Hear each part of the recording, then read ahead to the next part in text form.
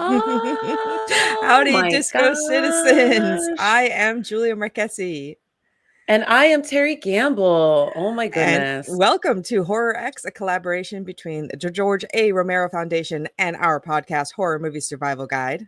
Horror X explores the femmes who make fright films fantasticorical and palavers with them about their experiences in film and horror. And we are so excited to get an interview with this guest. Oh my goodness. Today, we are talking to Mallory O'Meara, the best-selling author of Lady from the Black Lagoon, Girly Drinks, Girls Make Movies.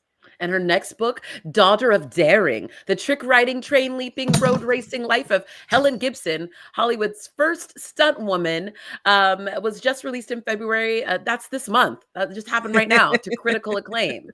Oh my goodness. Since 2017, Mallory has hosted the popular literary podcast Reading Glasses, which focuses on reader culture alongside director and writer Brea Grant, who we have also talked to here on Horror X. So you should find that episode as well. And they just celebrated their 400th episode. So we're so sad for them. And just released this month as well, Brea and Mallory Lance's history show, Reading Smut, which explores the world of erotica, which we will be talking about. Their first episode just dropped. It's a doozy. I loved it. Ooh. And the No Pressure Journal, written with Brea as well, was also just released this past month. Y'all are busy over there, those Reading Glasses people. A bookshop bestseller. The journal was designed to help you read better without guilt, stress, or shame. Oh my gosh, I need to read this. I haven't read this journal. I need to get in this right now. The journal combines essays, workbook pages, and over 100 pages of book tracking. Oh So my goodness. please welcome Mallory O'Meara to Horror X. Hello. I have to say, you guys look so fucking hot in the intro. Oh my gosh. Thank you so much. Patrick McFerrin, you can thank him for those fabulous photographs. Wow. Yeah. Groovy tunes by my brother Peter. We just have cool friends that make us look and sound very good. We appreciate them very much. You're also both very, very hot, though. Let's be real. Feeling is mutual. Feeling is mutual. You ought to already know. I think that you are one hot bae, and I am so glad you came to chat with us today. I'm so excited. This is going to be a blast. Yeah, and we just met fairly recently through somebody else who we've also talked to on Horror X, Chelsea Stardust. So it's a groovy compadre of ladies, and everyone being cool. So let's start at the beginning, and your beginnings with horror, please. I got into horror wicked early. Wicked early? Did you just say wicked early? That's adorable. I'm from the Boston area, which if you're drinking, you will know, but I got into horror at a very, very young age. My first horror movie, and I count it as a horror movie, and I count this segment as a horror movie, is Fantasia. So the Night on Bald Mountain sequence. When I was a little kid, my grandfather showed me Fantasia, and I loved it, you know, as every kid does. But we got to the end, and I was so terrified. I was obsessed with the Night on Bald Mountain sequence, and it was the first time. I think that the Chernobog sequence was the first time I started thinking about art, because I was very scared of it, but I couldn't stop thinking. I must have been like 4 or 5, 6, but it was the first time I started thinking like, oh, this made me feel something, and I want to go back and revisit it and figure out why, even though I was like a little baby idiot child, you know, just like it made me start to think about movies and media. And I loved that monster, and I loved the colors, and I loved just the general spookiness of it. And that started a lifelong obsession. And figuring out why. I think that's the important thing, because not every horror person does that, right? Some people just enjoy for enjoyment's sake, but to figure out why does this scare me, I think is a different thing. Yes. And so I always have gravitated more towards supernatural horror than like slasher. I mean, I won't kick a slasher out of bed for eating crackers, but I really, really like supernatural horror. And that actually also ties into an early experience.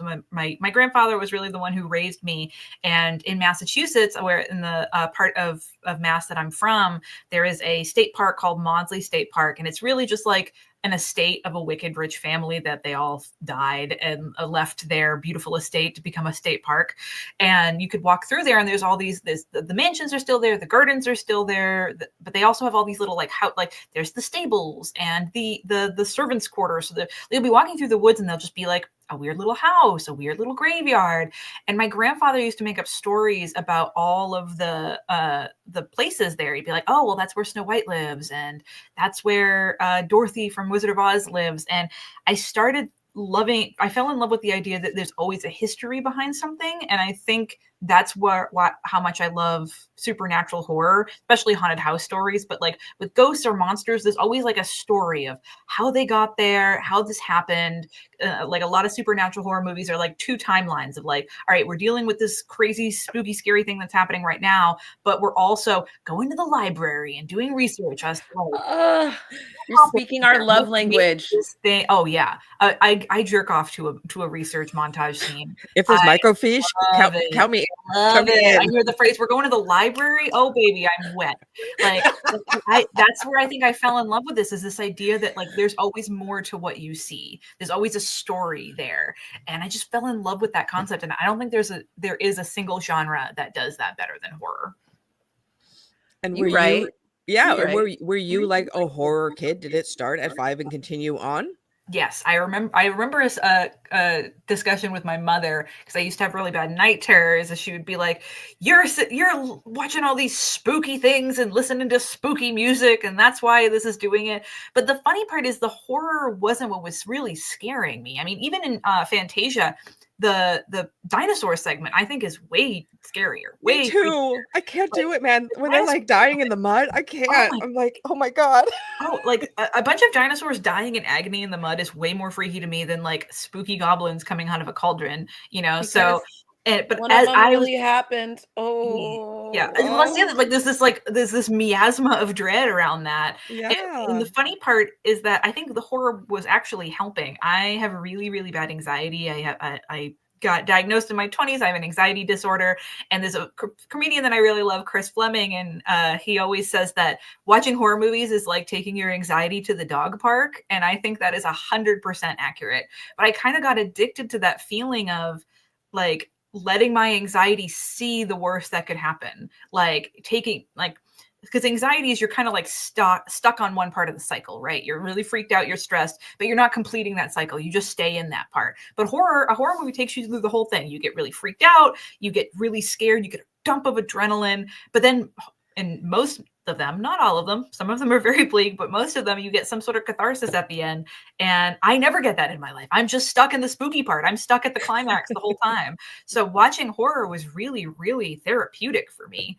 So it really I think helped my development. But yeah, I've always been a spooky little weirdo kid. No, I think it's great for therapy as well, right? It helps you go through fears. It's very cathartic, Teri. And I know these are things. And you know, horror movie survival guide is all about how you survive. So they're actually good to know for survival standpoint as well. It's research. It's really it research. is. We're just, even though we know every character that's ever researched a lot doesn't make it out the movie, we are still committed. I know. I mean, I already know. I have glasses on. I'm gonna die first act. Maybe stabbed to death in the microfiche. I am Black, and I know. Me and Teri, we're getting gunned down. I mean, I have big boobs, but also I'm a know-it-all, and know-it-alls usually go. So they don't. But you'll go after us because we'll be like stumbling, or there'll be a scene where we're like, "Oh no, we can't see. Where's the light switch?" And then the musical cue. And we're out. I've accepted it. My goal is to just get enough research to the other characters that everyone else can survive. We'll help them out. We're the ones that are we're the librarians, as you said, that are gonna help them get with the research, right? And let them know this is the lore you're gonna need to know to get through the end, kids. And then Julia's gonna remember it at some point, be like, "Oh my god, they said this." That's my I'm remembering. Yep. Absolutely. It writes itself, Incredible. So you've told us the gateway horror. What is like the scariest horror, I guess, that you have now that you're more refined as your palate has gone on in life? What's the thing that scares you the most now? Oh man. I mean, it scares me the most. The funny thing is I have like 2 tiers because there's the things that scare me the most I don't engage with because I'm so scared of them. Ocean stuff. I don't watch ocean horror because it is too scary to me. I'm fucking terrified of the ocean. I don't think we belong in there. That's none of our fucking business what goes on. It's outer space on the planet, right? Yeah. I think it absolutely, it's terrifying. We don't know anything down there. Yeah. Any kind of deep sea horror. I mean, starting with Jaws. It's funny. I was having a conversation with somebody about this recently. someone was like, what's the first movie that you remember watching where you had the feeling of, oh, I'm not supposed to be watching this as a kid? Like the first, like realize, oh no, this is for adults. I should not be watching this. And mine was Jaws. And I vividly remember this. It was like a weekend day, and one of my parents was watching like an all-day Jaws marathon, and I was like, oh, I'm gonna watch this too. Terrified me, scared the absolute fucking pants off of me. And ever since then, even Titanic, I'm terrified of. Anything in the water is so scary. Titanic? Oh God, I don't like anything. Like that scene where the boat is sinking, I've literally had nightmares about that. I have too. I had nightmares after I saw Titanic about them, like people who had drowned, like coming to like take me down with them. It was fucking terrible.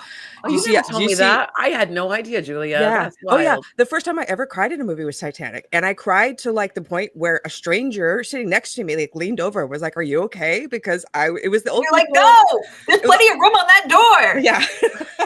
No, it was the old people holding each other, and like the mom with the kids old people on the took bed. me out. The old people took me out. That's the only thing. I found that movie insufferable, but that part I was like, okay, when they got to like the people down in steerage and like the real stories that I felt like were like not the fake story on top. Anywho. Too scary. Anything in the ocean. What's that newish horror movie with Kristen Stewart? Underwater. Have you not seen it? It's great. You would love it. I know it's great. Okay, because I'm not going to spoil the twist here on there, but there is a twist to that movie that would make everybody want to see that fucking movie that they don't spoil, that I will tell you off air, that will make you want to watch that movie. Okay, text me after, because it's great. I will. It's really cool. I'm just so afraid of ocean monsters. Like, she's in her underwear and wet like the whole movie. It's really beautiful. I mean, it was hard for me to say no to it, because I was like, but then Love Lies Moving came out, and I've got that. That's fine. To comfort me. But yeah, ocean monsters really. I mean, I would honestly rather fight Freddy, Jason, and any slasher. I will go hand to hand with than have to go in the ocean. But it's interesting because you chose to write a book about a creature who lives in the water, a water monster. Like, lagoons are like a small body of water is okay. So a lake or lagoon, we're okay. When I was a kid, one of my biggest crushes was Oliver Platt in Lake Placid. Nice. I get it. Would smash. Such a babe. He was Lake Placid. In Flatliners, he was so hot. I was into it. So dreamy, dreamy. I love a thick boy. But yeah, lakes, rivers don't freak me out. It's the ocean specifically that's like, nah, dude. Okay. But speaking of lagoons and ladies from them, let's talk about Lady from the Black Lagoon. Tell us about how that came about. So I kind of fell into writing. I used to be a filmmaker, and becoming an author was just sort of a thing that happened on accident. Okay, can I stop you there and back up a little bit, and let's go to filmmaker first and go into author, because I want to hear about that bit, please. Yeah, for almost 10 years, I was a producer for an indie film company called Dark Dunes Productions, which is not around anymore, which is why I don't work there anymore. My brother from another mother who ran the company decided he didn't want to do film anymore, wanted to have kids. So, but we made practical effects horror movies and puppet horror movies. It was really, really fun. That's how I met Brea. I mean, I do miss it. There's parts of filmmaking that I really, really miss. But that's what I was working on. And the thing that always brought me a lot of comfort was the idea of Millicent Patrick. So when I was a teenager and really getting into horror and kind of developing it beyond just kind of like, I feel like when you're a little kid, you just sort of absorb whatever's around you. And if you're lucky, you'll have like a friend, a sibling, somebody around that shows you spooky movies. I did not. So it wasn't until I was a teenager where I was like, I love this horror stuff. I need to learn about it. So I did what I thought was the best option to start. And I went through all the Universal Monster movies, because that's sort of the classic. And I was like, this is like the most iconic stuff. I want to see all of these. So I went through them all. I watched them all. And the last one, because he's the last one in the Pantheon, as far as I'm concerned, I will fight anybody in the parking lot afterwards. But Creature is, as far as I'm concerned, the last one in the Pantheon. Yep. And I fell in love. And I was 17, I think.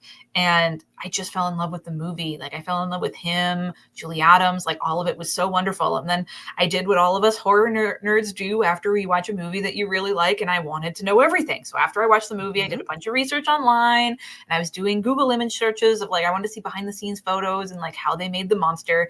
Is one of my favorite parts of horror is I feel like, especially crappy horror movies, they almost invite you in because the effects, you want to know how they're done. You want, even if you see that zipper on the suit, like you want to know who's in there. What is it? So I was obsessed with the creature costume, the design, and in that my design's image stunning. search, I think it's one of the best ones. it's one. I mean, it's so the iconic, cinematography on that film. Wow. I mean, really, really, not a lot of films from that era hold up. This one really, really, really does. Yeah, it's still and scary.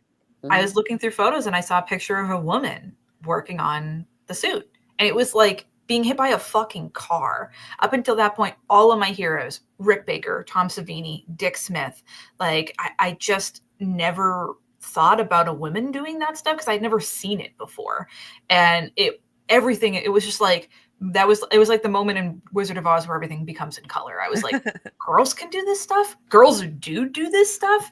And it completely changed my life. But I couldn't find out anything about her. Like at that point, the internet didn't even know if she was still alive or not.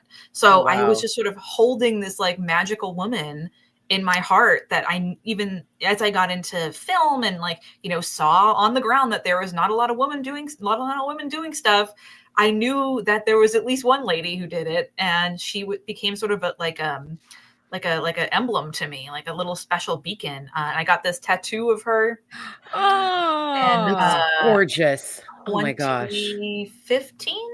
Yes, I got this tattoo of her in 2015, and I was living in Brooklyn at the time, and I was fully in film. I mean, I didn't even dream about writing. I just thought, so I am a high school and a college dropout. And I just sort of thought that writing was beyond me. Like I really thought that to be a professional writer, you had to have an MFA, you had to like do all of the school stuff. And I was at a party in New York, and there was a literary agent that I knew, and he was like, "Who's that lady you got tattooed on your arm?" And I was like, "She's the woman who designed the creature from the Black Lagoon, but nobody knows anything about her. They don't know if she's alive." And he was like, "Man, you should write a book about her." And I like laughed, and he was like, "No, you should write a book about her." Oh. And I started thinking about it, and even just for myself, I wanted to know, like, is she alive? Did she do other things? What happened to her? And I went on a 3-year-long quest to research. I ended up, in the course of all of this, I didn't move out to LA for Millicent, but I went through a big breakup at the start of 2016, and I had already booked a trip to LA to research her, and I just never came back. Oh, wow. I literally filled as the 4 suitcases that I have with as much shit as I could, and I just never came home. And wow. I've been in LA ever since.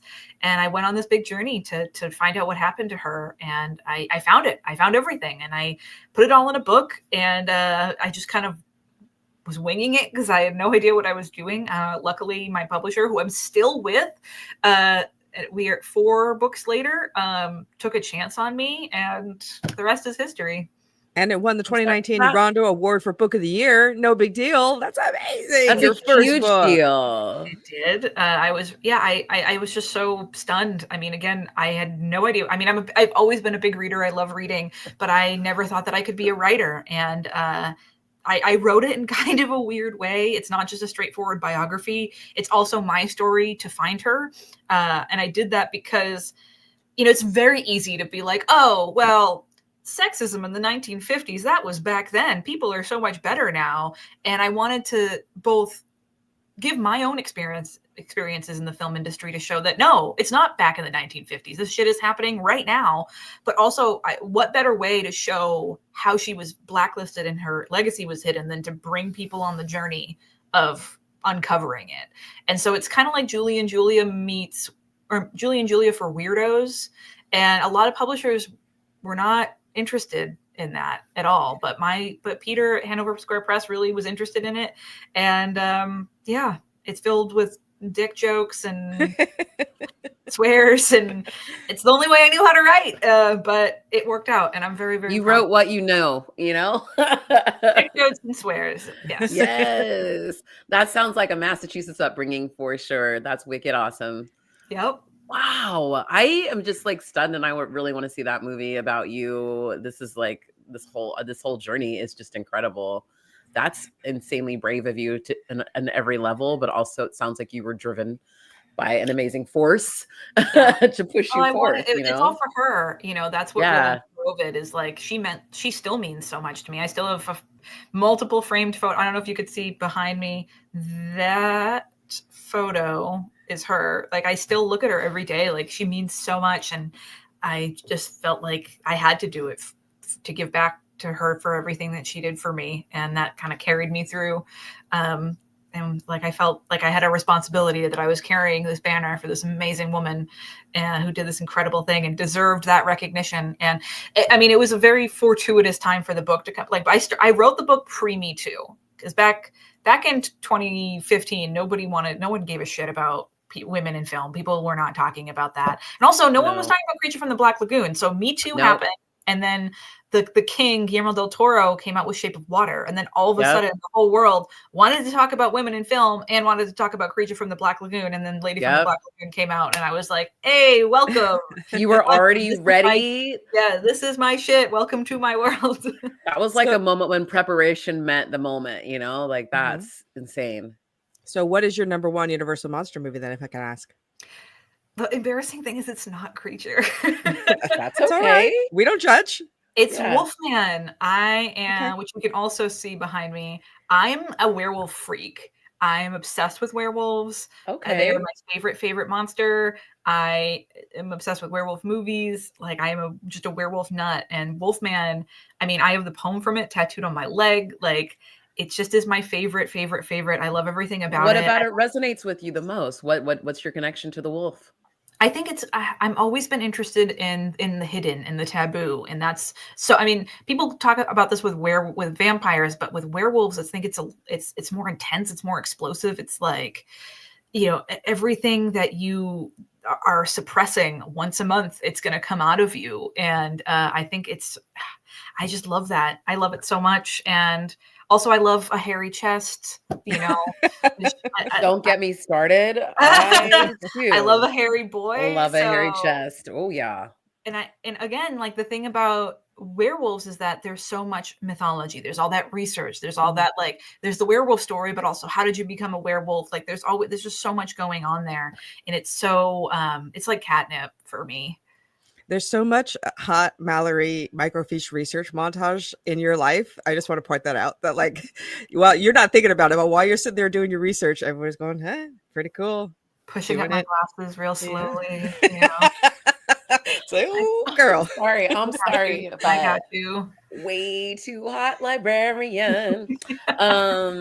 Incredible. Well, tell us, I'm just floored. Also, now that I want to know, besides Wolfman, do you have any other recommendations for werewolf movies for our folks that are watching at home? Yes. Okay. So a movie came out a couple of years ago, and I was watching it with my late great best friend. And we started watching it, and within 15 minutes, he said, "Mallory, if I told you what this movie was about, you would think I was making it up to get you to watch it." And it's called My Animal. It's directed by Jacqueline Castell. And it is a lesbian hockey-playing, powerlifting werewolf movie. And it's already on the list. It's already on the list, Terry. This movie is going to blow your fucking face off. My Animal. It's so incredible. I love a female werewolf movie. I'm also a really big fan of When Animals Dream, which is not a female-created horror movie, but I still love it. It's a little bit harder to find. I think it's Danish. It might be on Tubi, because everything's on Tubi, but those are my current two. I mean, and also Ginger Snaps, of course, but these are two movies that I like to recommend because they're not very widely seen. But My Animal is really new. It's shot so beautiful. It's almost like some of the cinematography is very Lynchian, which is like one of the biggest compliments I can give to things. The score is fucking amazing, and it's so hot. It's got Amanda Statler in it. Like, it is. Okay. Ooh, there's like some scenes. There's a scene with like a raw egg that is like, whoo, whoo. Okay. Julia's like, I don't know about that, because Julia notoriously hates an egg. I'm very intrigued, though. They're not eating the egg, I will tell you. Don't know anything else.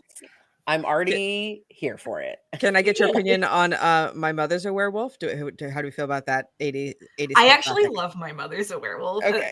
That's one of those movies where when I was watching it, I was like, I kind of wish that I could remake this. Did the two of you ever like see a movie from the 80s that's like so cheesy and silly, and you're like, if you gave me like $5 million and a crack at the script, I could make a fucking incredible movie out of this. Yes. That's how I feel about My all the Mother's time. Werewolf.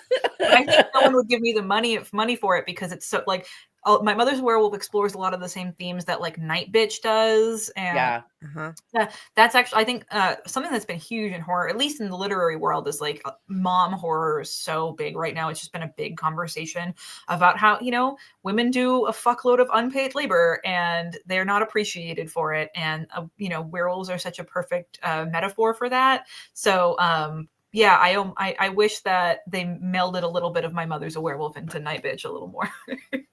I would watch your remake of My Mother's Werewolf 100% because that movie gives me great delight. So let's talk about your next book, which won a 2022 James Beard Award, Girly Drinks, and a World History of Women and Alcohol. History of women making, serving, and drinking alcohol all over the world. How did that come about? Yeah. Well, the only thing I really give a shit about is ladies doing stuff. Like that's all I care about. That is my thing. And anytime I really get into something, I have to research it because I'm Velma, apparently. Also what you're into. Yes. Yeah. This is, I mean, we have a podcast where we take notes watching every horror movie we watch. You know, this is what we do as well. So that's why I get along with you two so well. Yeah. And when I moved to Los Angeles, I am notoriously terrible at cooking, but I really love cocktails. And when I get into anything, I want to read about it. And so I got a bunch of cocktail books. I bought some. I got some from the library.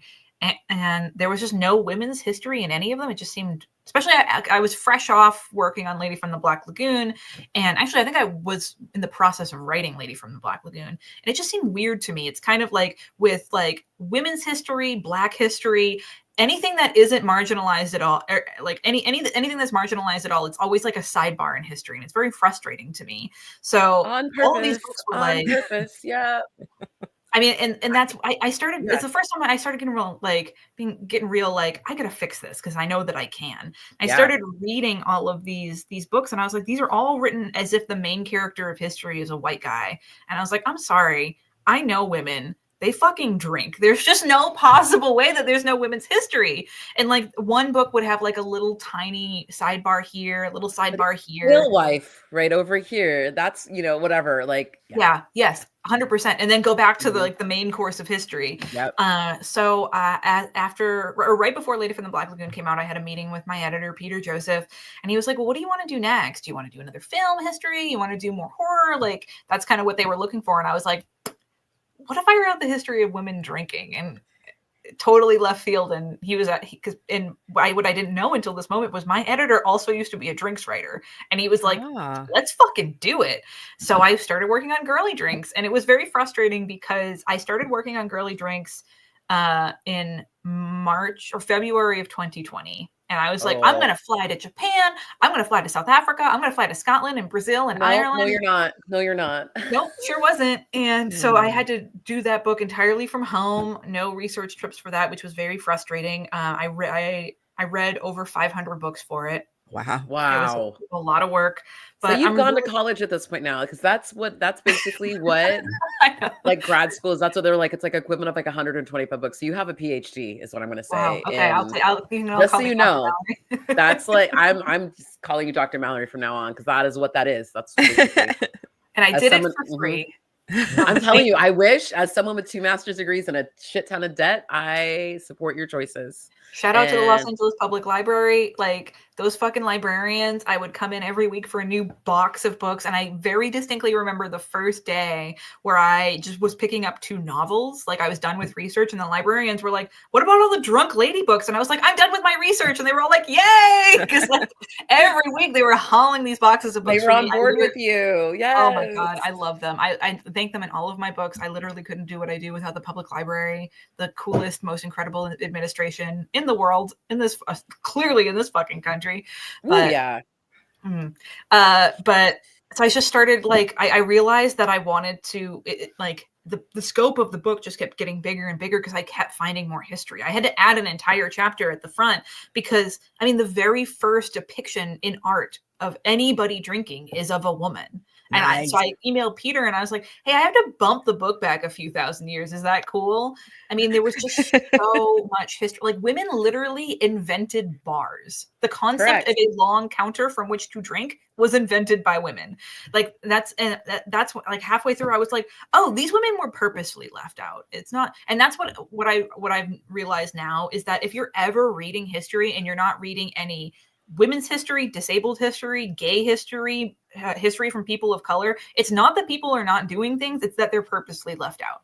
Like it's literally always yes. It's almost as if there's a whole system in place to make it so It's that wild, isn't it? There was somebody like I saw a clip running around the internet the other day of a gentleman of a certain hue talking to another gentleman of another certain hue, and he was like, I haven't seen any history about Black people, blah blah blah, just doesn't exist in American history, and he blah blah blah, and the other I was like, sir, and laid in on him, and I was like, yes. It's because you're not reading any of those books. They actually are available. And as soon as people are able to write them, they're there. You're just not reading them because they have not been introduced to you, maybe because you're not looking for them. Yes. And so even with cocktail books, because there's a lot of industries where like when women do something, it's known as like women are cooks, men are chefs. And it's the same thing. Yes. When like a lot of bar historians look at the history of bartending books and cocktail books, and say it starts in a certain place. Actually, almost 100 years before then, women were making cocktail books. Black women as well were making cookbooks full of, but it wasn't just cocktail history or cocktail recipes. It was like how to make cider, how to cook a turkey, how to do this, how to do that. And because it had those other recipes for housekeeping and for food, they were not looked at as cocktail books, even though there are cocktail recipes. And a lot of the ingredients that those male bartenders 100 years later were putting in their cocktails, liqueurs, ciders, wines, beers, they got those recipes from their wives or from the servants of their wives who were doing all of this stuff. So like, again, my books are mostly powered by rage. Very, very angrily. But there's so much amazing shit out there in every single industry and every single everything that women do that are just completely fucking overlooked. And it was I was kind of stunned that this book hadn't been written, but I was very proud to be able to write it. It was a fucking blast. I miss being able to be like, oh, well, I have to buy this bottle of whiskey for research. I have to drink this whiskey to test it out. And cute your write-offs, I'm sure. Very important research to do. But I'm Girly Drinks was my pandemic baby, and it didn't get the love that it maybe should have because of that, but I'm still so fucking proud of it. And I'm glad that it exists in the world. And I honestly, there's so many stories in there that I hope people go forth and like do more things with. Like each the book goes chronologically, and each chapter has like a sort of main character in her time period. And I wish that someone would write like full-length biographies of all of them, because there's so many fucking cool ladies doing cool shit. And you are facilitating ladies making their own shit. They're your next book, 2023 Junior Library Guild Selections, Girls Make Movies. Girls belong in the world of filmmaking, and this is a make your own movie from start to finish with an entertaining, practical, choose your own path, nonfiction guide to the world of filmmaking. So you took like a choose your own adventure, and you're like, how can we make this nonfiction about making a movie, and made it like it's the world's first choose your own adventure nonfiction. And I have to shout out my co-creator Jen Vaughn. They're such an incredible artist. They were the person that I pitched with, and I was so overjoyed that the publisher let me keep them. Their art is completely perfect for it. But yeah, it's like, I mean, making a movie, as you both know, is like a choose your own adventure. And I wanted to show young girls that you can make it. There's at that point, there was almost no filmmaking books aimed at girls.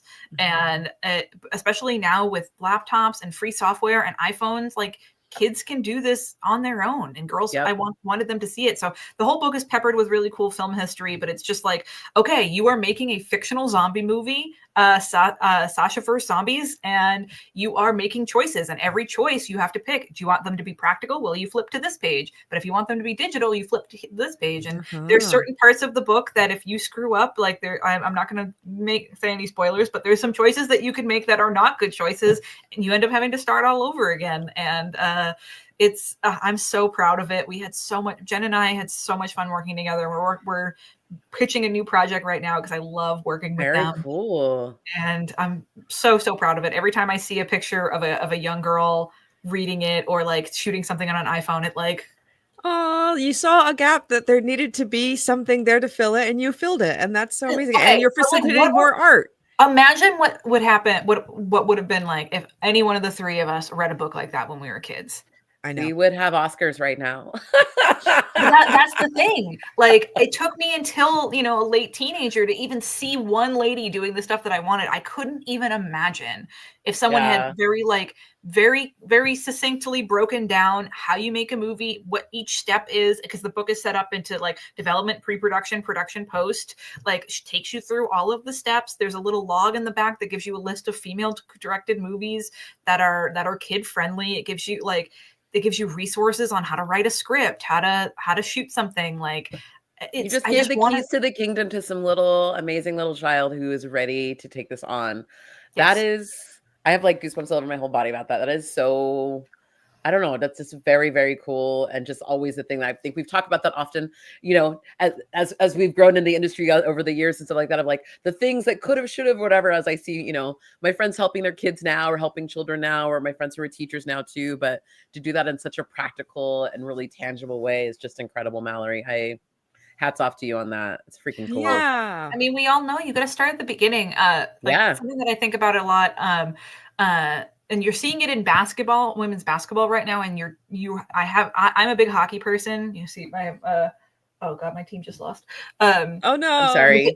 I'm a big hockey person, and you haven't seen it in hockey yet, but you are seeing it in women's basketball, where a few years ago, a bunch of years ago, the WNBA was, I don't know as much about basketball, was created, and that was the first time that young girls who loved basketball could see a future for themselves in the sport. So that's why we've gotten an explosion over the past few years of seeing like top tier talent. And they're better than the guys now as far as the like college level and stuff do because of that. Yes. I think the game got it's just gotten better. Yes. Yeah. Because when you know that you can play professionally, you stick with it. You have a dream. And that's just starting to happen with hockey. They just created the PWHL. Last year was the inaugural season. The league before, it was a league existed, but it wasn't on the level that it was before. So in a few years, like the group of young girls that are playing hockey right now, like I see it every single game in the stands. Like all of a sudden they have heroes to look up to. They see a path. And I really think that can happen with anything. And again, imagine if the three of us were, when we were kids, someone told you, all right, well, this is how you make a movie. Here's a list of women who made those movies. Let's watch them. And then here's a fucking iPhone and you could just do it. Like, again, Teri, you said we would all have Oscars. Yeah. We would all be living I just think about like that Spielberg thing of like the fact that he had access to a camera, and there's like that thing, you know, of like who were the guys that had access to cameras back in the day, and those are the people that went on to do the thing, right? So yes. 100%. But talking about women doing the thing, let's talk about your book that just came out this month, February 2025, Daughter of Daring, The Trick Riding, Train Leaping, Road Racing Life of Helen Gibson, Hollywood First Stuntwoman. I'm repping it here. I'm in the middle of reading it right now. I'm like 150 pages in, having a wonderful time. So conversational, so much delightful poking at the system, and yet not in a bitter way. Because I still love movies. And that's what's so frustrating to me is like people think that criticizing something is to me the ultimate act of love because you want it to be better. I think there's an author that I really like, Hanifa Durakib. I think that's a quote from him about how, whether it's music or sports or film or whatever it is, if you're taking the time to point out what could be better about it, that's the ultimate act of love. Yeah. And if I hated movies, I would just not fucking care. But I love film so much. And it really shows. I mean, it's so clear in this book how much you love film and how much you love film history. And I think that's what's really, really cool about it. Tell us how this came about. So I actually started this because of Girls Make Movies. So when I was working on Girls Make Movies, I was kind of peppering it with like little film history. Like I just wanted to be like, oh, hey, we're talking about this thing. Well, the first woman to ever do this thing was her, and she did this and that. Love that. And when I was working on the stunts chapter, I think so many of us, when we think about women in stunts, we think of the 80s because that was like the, big heyday for action movies. Action movies completely changed. And a lot of us think of those, Linda Hamilton and Terminator. And so that's kind of what I had in my head. And then when I was looking it up, it turned out that the first stunt woman was Helen Gibson, and she worked in the fucking 1910s. And it was like I fell into a big rabbit hole. I had to know everything about her. And I didn't realize that in the 1910s, most of the top action heroes were women. And not only were they women, but they were women who were running their own projects. And then I realized that I just didn't know that much about this period of Hollywood history. It's so rare in this country because, you know, we conservatives love to peddle this idea that, like, you know, we have to get back to this past where everything was so pure and good, and like women didn't do things, and, you know, women were seen and not heard. Everybody was white and straight, and all the war propaganda coming out of World War II. Yes. yes, That's of course, what a yes. lot of it is. But there's so much happened before that, and women were so much more involved in the industry and directed and did more things that they suppressed after that and just let fall to the wayside. Specifically hidden. Like, I had no fucking idea. It blew my fucking mind. I have to shout out, like, I mean, I'm standing on the shoulders of giants like Ali Acker, Karen Ward-Maher, Carrie Beauchamp.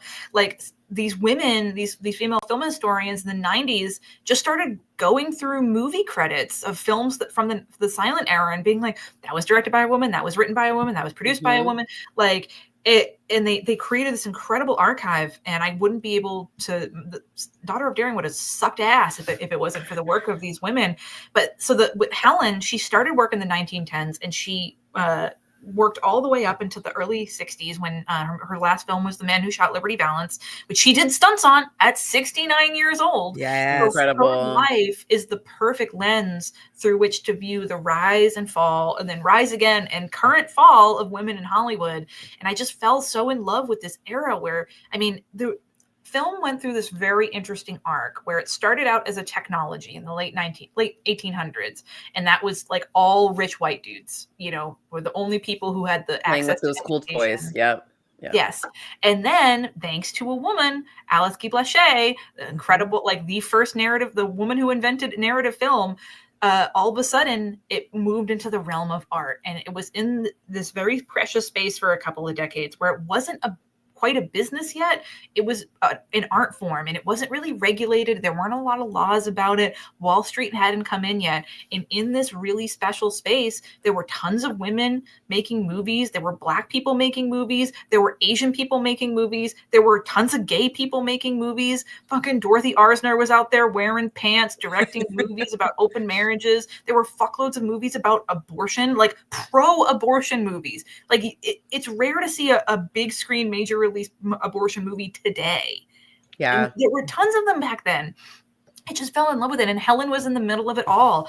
And it was very fascinating to me the way that this industry was built on women, and then they built it and shaped it, and then they were pushed out, and they haven't really fully come back since. It's just, I feel like in America it's so rare to like look to the past for how we should do things, but Hollywood in the 1910s really, there's some stuff we can take from it. I mean, not everything, obviously. There's a lot of fucking problems back then.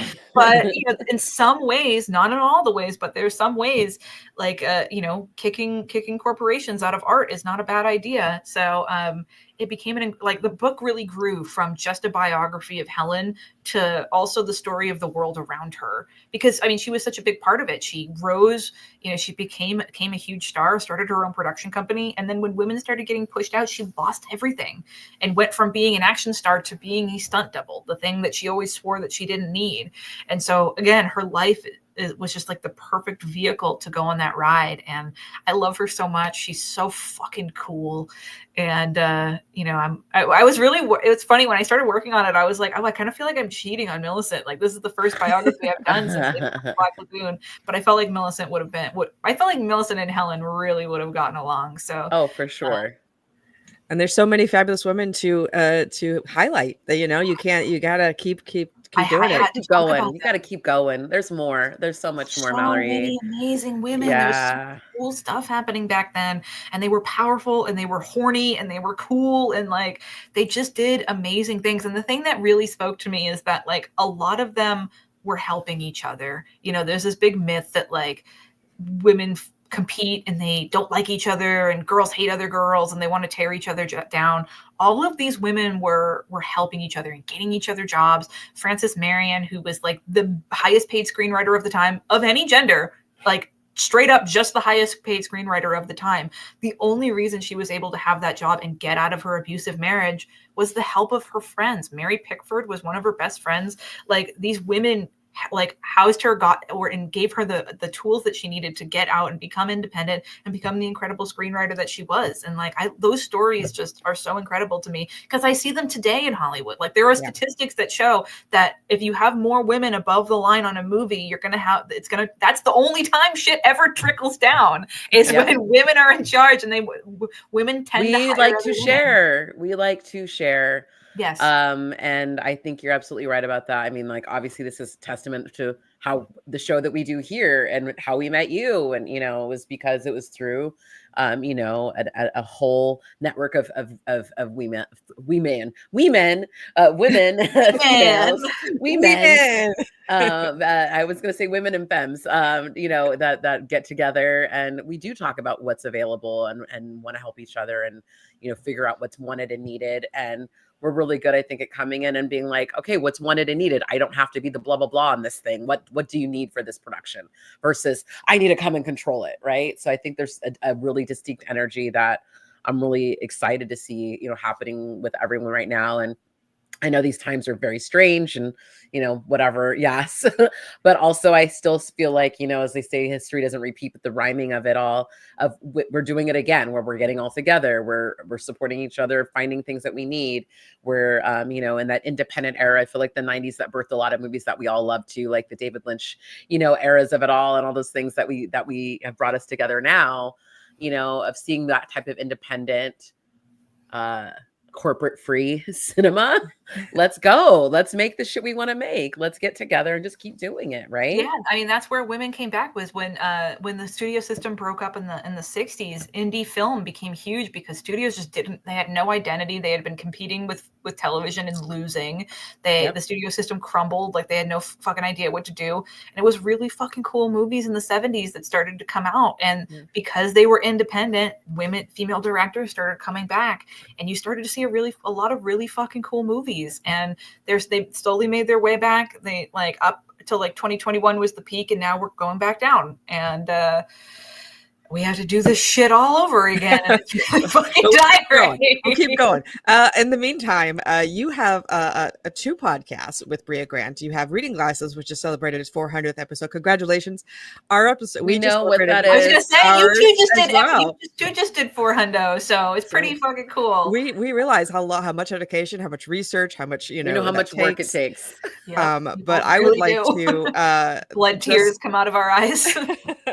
You should definitely check out all 400 episodes of Reading Glasses, but you just launched a sister podcast to that, which you just had your first episode, which was about, this is Reading Smut, about a book called Unhinged, about a woman who, there's, from a door's point POV, there's sex involved with the door. And this episode. Julia's like, can we talk about the technical aspects of this particular? I love you so much, Julia. I love you so much, Julia. Julia is one of my favorite people on the planet, if you can't already tell. And to watch her ask the question about this door, knowing this was coming up. I'm sorry, this is so funny to me. I love you so much. Besties forever. There is a sentient door, and the book is from his perspective. I will say there is a magical, mythological reason for his sentience. I won't spoil it, but he is the door for an apartment building for this woman, and he's fallen in love with her and has to figure out how to communicate with her this fact to her and get her to bang him. And he does. I won't tell you how.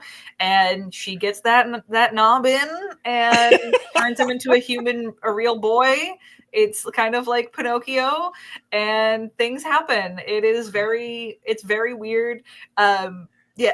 I like that you started your Smut podcast with that book as well. You're like, we're going in, man. You want Smut? How about door Smut? Let's go. No pun intended, but we wanted to. It was Brea's idea. We wanted to start. I actually had something else chosen, but Brea wanted to do this, and she wanted to do something that was kind of silly. But what we realized over the course of reading the book and recording the episode, is that sometimes silliness, and we see it in horror a little bit, anything that people don't take seriously is kind of an avenue for you to see how much you like it. Like, we had a lot of people who wrote in and were like, oh, this was so silly and over the top that I felt like I could read it without judgment because no one would ever think that a sentient door book is turning me on. But I did think it was kind of hot, but I was able to like do so without a lot of shame or judgment because I was able to kind of laugh about it. And it ended up working out really. And that's the whole reason we wanted to do Reading Smut. Our ethos on Reading Glasses is like getting guilt and shame and pressure out of your reading life. We always joke that grad school is our number one enemy because so many people go to they either go to grad school or they have kids, and those two things make them so stressed out about reading that they stop. And a lot of people, reading occupies this really interesting place where it is an entertainment, but it's also kind of not. It's kind of like fitness, where it feels like something you have to do. And because it's something you have to do and it's beneficial to you in some way, there's things that you should and shouldn't be reading. And anything that is fun and entertaining is trash, and you should not be reading it. And it's almost like there's a whole system in place that shows that the stuff that women really like and that centers women's thoughts and feelings is the trashy stuff, aka romance novels. It's so funny how all that. Excuse me, I'm seeing a through line in the things that you are doing, Mallory. Like it's all connected. It's very weird, but we would see, even some of these books. Like we joke about horny fairies all the time. Actually, the episode we have coming out tomorrow is about us diving into why people are horny for fairies specifically. Court of Thorn and Roses, they're like the most popular viral book right now. But we want to, even though these books are topping the New York Times bestseller list, they're getting huge print runs. Tons of people are reading it. People are still like, oh, that's trashy. Oh, that's smut. Oh, that's not serious literature. And we wanted to delve into why are people looking down on this, but also like, what are people getting out of it? Why are so many women in droves going after these books and really getting a lot out of them? Like I have talked to countless female readers who were like, hey, I used to read like one book a year and now I read 80. I'm blowing through these books. I love them so much. They center women's feelings and they're exciting to me. And we wanted to give that the spotlight that we think it fucking deserves. Like, this book is about a woman fucking a doorknob, but it has like 20,000 ratings on Goodreads and Amazon. Like people love it. Like, and so that's better than Unhinged. In the world, like there's porn on the internet, so why in the age where you can between AI and like everything that's on the internet, why are women turning to the written word to get off? So like that is very, very interesting to me. So yeah, that's like, so the show is not just about like a book club and us going into the book, but it's more of like, it's not, is this book good or is this book bad? It's like, is this sexy? Who is this for? What are people getting out of it? And what is what are readers enjoying in this? And it's been a fucking blast so far. We are really incredible. You two are so Gosh, fun. I love you both so much. Yeah. Sorry, what did you say, Julia? I just same. Besties talking to besties is a delight to listen to. Y'all are just incredible. I just love listening to you, both your little brains as well. Just y'all are just firing on all the cylinders, and it just delights me to no end. And you also have one more book. We have a few more minutes left. I want to make sure we talk about your also other new book, the No Pressure Book Journal, which I feel like feeds nicely into what you were just talking about people going from zero to hero. Essentially, it sounds like what they're reading. This is another way to do that. Can you tell us more how this came about and about the No Pressure Book Journal that I have to go get right now after this call? I'll give you a copy. I have a bunch. It started, we talk about book tracking a lot on the show, not as a way to like, oh, look at all the shit I do, but more of like to learn yourself more. And because it's so much, I feel like, especially when you become an adult, it's hard to know, like, what do I like? And what kinds of books do I like? Where do I find these books? And one of the easiest ways to tap into that is to track your reading and to see what you like and what books you're giving 5 stars to, what books you were not. And we talk a lot about reading journals. So we, thought, what if we did a reading glasses journal? And then we wanted to include some of the, our 400 episodes worth of wisdom and help people. Cause I feel like so many people feel like they need permission when it comes to reading, permission to read what they want, permission to dump a book if they're not enjoying it, permission to to fucking live their lives. And so the book starts with a bunch of essays and workbook pages that are essentially that. It's we literally have an essay called "Dump That Book," like we're on a game show. But it's hard for people to do that. There's something we've coined the sunken page fallacy instead of the sunk cost fallacy, where you read a certain amount of pages, and especially if you're already struggling to read, it took you 3 weeks to get 100 pages in and you don't even like it, but then you're like, oh well, I spent all this time on it already, I have to continue, but you don't like it, so you don't want to read it, and then you get stuck in a book slump for 6 months over this book you don't even fucking like. Yep. So we want to give readers permission to put it away, throw it in the recycling bin if you need to, like do what makes you happy. Reading should be fun. Like, yeah, sure, if you're in grad school, if you're doing whatever, you do have to do fun reading, or you do have to do work reading. But if you're reading for funsies, read all the smut, read all the horror, read all the whatever the fuck you want. Yes. And so that's what the journal, it's literally called the No Pressure Book Journal for that specific reason. Well, we always with that. Yeah. Yes, and we always ask our guests, and we will ask you this question now, to recommend one film to someone who had never seen a horror movie before, which I know is a very difficult question, but we're also going to throw in, because you are also an author and a reader and a writer, a horror book. If they've never read a horror book before, we recommend a book and a film.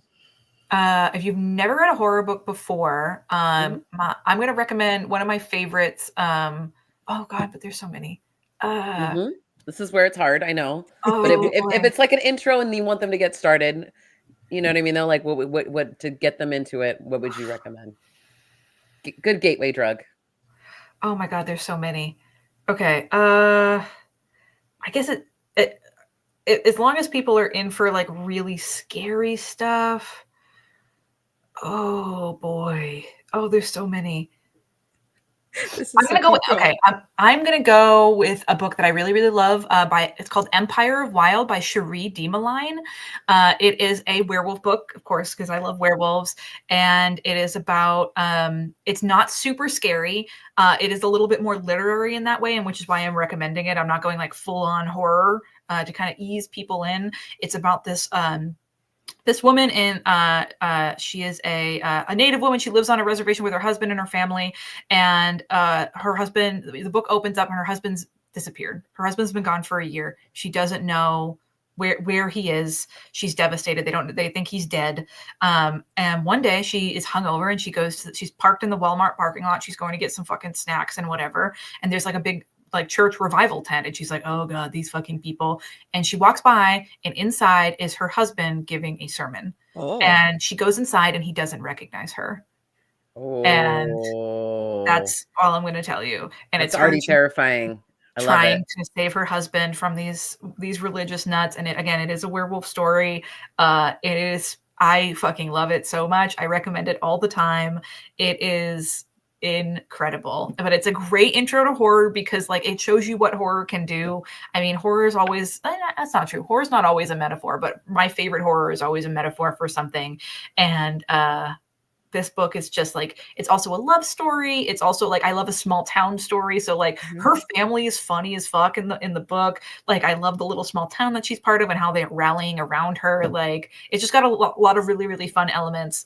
So it's Empire of Wild by Cherie Diemaline. Okay. And then what about a film? Movie. Yeah. A film. I am going to go. A gateway as well. Full. Oh God, maybe I shouldn't go full bore horror because this you could. I know rules. Some people do that. Julia has definitely dumped me in the deep end. She was like, "We're gonna go hard." And she was like, "Want to watch this movie?" And I was like, "Okay, great." And then I was like, "That's hilarious." And she was like, "You find that hilarious? That's hilarious. Let's go." So you never know. And this is why you're besties. Yep.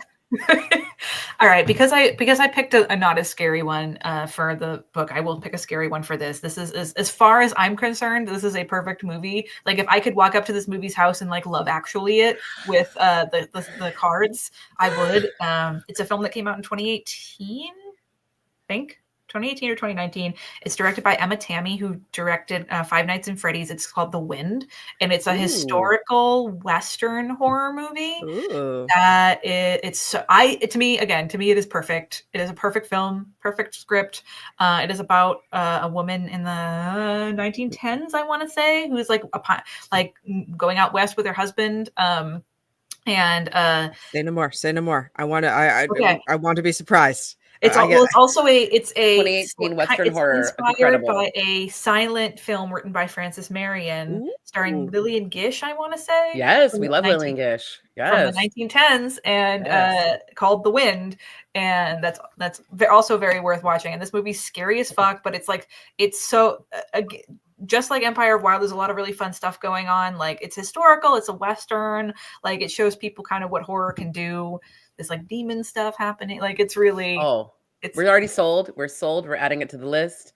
We love it. We love our recommendations we get I from this cannot show. wait to listen to the episode of your podcast about it. For sure. These are usually our best recommendations. I love doing this to get the information for everyone. But we also have one more question for you, Mallory, because you were here with us at the Georgia Romero Foundation, Horror X, and that we wouldn't be here without George, the maestro. We need to know, how has George Romero made an impact on your life? Huge. I was, as much as I'm like a haunted house werewolf freak right now, the thing that got me really in love with horror movies in my teens was zombie movies, and obviously he's the king. The guy that I was dating in my late teens, me and him and our friends love to watch zombie movies, and that's really, I very distinctly remember the first, like, because he was like, "Oh, you're into zombies, we gotta watch them all, night, dawn, day," like, and I just have such distinct memories of being a teenager and watching those movies. And like I was mentioning earlier, there's something about horror that really beckons the watcher in.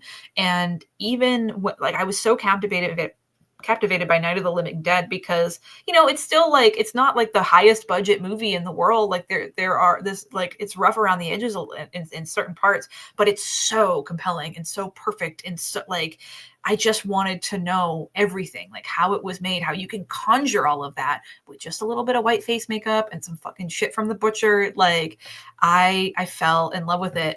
Even though it is the populist choice, Dawn of the Dead is still my favorite. And that was the first time where I really started to see, like, how horror is so reflective of our society. Like, every single decade, if you pull out the most popular horror movies, it's a perfect reflection of all the problems that are happening in society during that time. You can track American history through horror movies, and the Of the Dead horror, zombie movies are just the most perfect example of them, of consumerism, of people turning on themselves, of losing community, like, and it's so fucking, I love those movies so much. And they really, just as much as Creature from the Black Lagoon, I would say, as George Romero's zombie movies brought me behind the scenes of horror, and made me want to know more, and made me want to make movies. Got you curious. I see. That's what we love. Gore curious. Mallory, that's what happened. More curious. That's what I've just gathered from, like, chatting with you, is you're just like, what's going to lead me down the next rabbit hole? And I love your curiosity.